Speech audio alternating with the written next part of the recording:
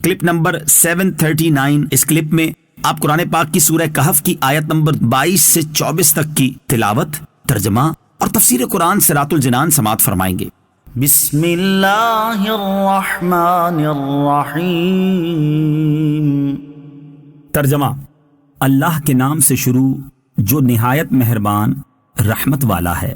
سَيَقُولُونَ ثَلَاثَةٌ رَابِعُهُمْ كَلْبُهُمْ وَيَقُولُونَ خَمْسَةٌ سَادِسُهُمْ كَلْبُهُمْ رَجْمًا بِالْغَيْبِ وَيَقُولُونَ سَبْعَةٌ وَثَامِنُهُمْ كَلْبُهُمْ قُل رَّبِّي أَعْلَمُ بِعِدَّتِهِم مَّا يَعْلَمُهُمْ إِلَّا قَلِيلٌ فَلَا تُمَارِ فِيهِمْ إِلَّا مِرَاءً ظَاهِرًا وَلَا تَسْتَفْتِ فِيهِم مِّنْهُمْ أَحَدًا۔ ترجمہ: اب لوگ کہیں گے کہ وہ 3 ہیں جبکہ چوتھا ان کا کتا ہے، اور کچھ کہیں گے وہ 5 ہیں اور چھٹا ان کا کتا ہے، یہ سب بغیر دیکھے اندازے ہیں، اور کچھ کہیں گے وہ 7 ہیں اور 8واں ان کا کتا ہے۔ تم فرماؤ میرا رب ان کی تعداد خوب جانتا ہے، انہیں بہت تھوڑے لوگ جانتے ہیں، تو ان کے بارے میں بحث نہ کرو مگر اتنی ہی جتنی ظاہر ہو چکی ہے، اور ان کے بارے میں ان میں سے کسی سے کچھ نہ پوچھو۔ سیقولون، اب لوگ کہیں گے۔ تفسیر صراط الجنان میں ہے، واقعہ کے آخر میں ان کی تعداد کے متعلق لوگوں کے اختلاف کا بیان فرمایا اور اس کا حل بھی ارشاد فرما دیا، اور وہی حل ہر اس مسئلے کا ہے جو اہم نہ ہو اور جس کے جاننے سے کوئی خاص فائدہ نہ ہو۔ چنانچہ فرمایا کہ اب لوگ کہیں گے، یعنی عیسائی، جیسا کہ ان میں سید نامی آدمی نے کہا وہ 3 ہیں جبکہ چوتھا ان کا کتا ہے، اور عاقب نامی آدمی نے کہا وہ 5 ہیں اور چھٹا ان کا کتا ہے، یہ سب بغیر دیکھے اندازے ہیں، یعنی یہ دونوں اندازے غلط ہیں، وہ نہ 3 ہیں نہ 5۔ اور کچھ کہیں گے وہ 7 ہیں اور 8واں ان کا کتا ہے، اور یہ کہنے والے مسلمان ہیں۔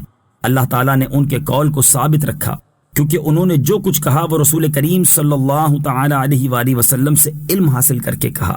تم فرماؤ میرا رب ان کی تعداد خوب جانتا ہے، کیونکہ تمام جہانوں کی تمام تفصیلات اور گزشتہ و آئندہ کی کائنات کا علم اللہ عز و جل ہی کو ہے، یا جس کو وہ عطا فرمائے۔ مزید فرمایا کہ اصحاب کہف کی تعداد کو بہت تھوڑے لوگ جانتے ہیں۔ حضرت عبداللہ ابن عباس رضی اللہ تعالی عنہما نے فرمایا کہ میں انہی قلیل میں سے ہوں جن کا آیت میں استثناء فرمایا۔ آیت کے آخر میں مزید فرمایا کہ ان کے بارے میں اہل کتاب سے بحث نہ کرو مگر اتنی ہی جتنی ظاہر ہو چکی ہے، اور ان کے بارے میں ان میں سے کسی سے کچھ نہ پوچھو۔ وَلَا تَقُولَنَّ لِشَيْءٍ إِنِّي فَاعِلٌ ذَلِكَ غَدًا إِلَّا أَن يَشَاءَ اللَّهُ وَاذْكُر رَّبَّكَ إِذَا نَسِيتَ وَقُلْ عَسَىٰ أَن يَهْدِيَنِ رَبِّي لِأَقْرَبَ مِنْ هَٰذَا رَشَدًا۔ ترجمہ: اور ہرگز کسی چیز کے متعلق نہ کہنا کہ میں کل یہ کرنے والا ہوں مگر یہ کہ اللہ چاہے، اور جب تم بھول جاؤ تو اپنے رب کو یاد کر لو، اور یوں کہو کہ قریب ہے کہ میرا رب اس واقعے سے زیادہ قریب ہدایت کا کوئی راستہ دکھائے۔